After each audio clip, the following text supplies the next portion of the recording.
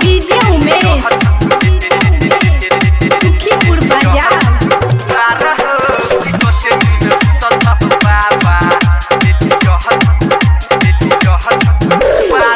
सुन सुन भोला बाबा, सुन सुन हो भोला बाबा, खोला न के बार हो कि गोते नीन सुतल छ हो बाबा, कि गोते नीन सुतल छ हो बाबा, एलिया हदू वार हो कि गोते नीन सुतल छ हो बाबा, एलिया हदू वार हो कि गोते नीन सुतल छ हो बाबा।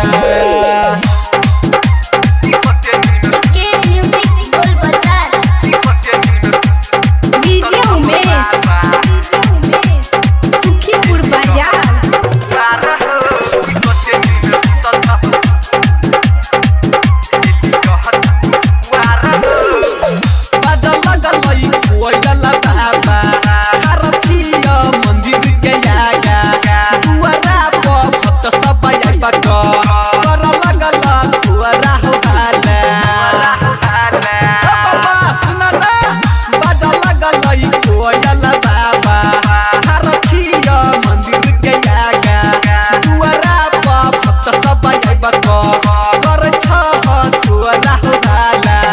लेके सब फूल गंगा जल, लेके सब फूल गंगा जल, दर पर ठार हो कि गोते नीन सुतल छ हो बाबा, कि गोते नीन सुतल छ हो बाबा, एलिया हदू वार हो कि गोते नीन सुतल छ हो बाबा, एलिया हदू वार हो कि गोते नीन सुतल छ हो बाबा।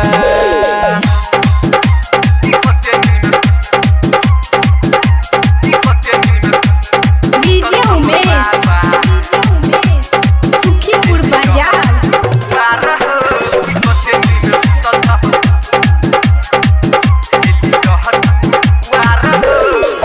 राइटर जीत नारायण गमछा के पगड़ी पायन, शैलेंद्र सिरहाली बाबा तोरे ले अच्छा हरदम बेचायन। राइटर जीत नारायण गमछा के पगड़ी पायन, शैलेंद्र सिरहाली बाबा तोरे ले अच्छा हरदम बेचायन।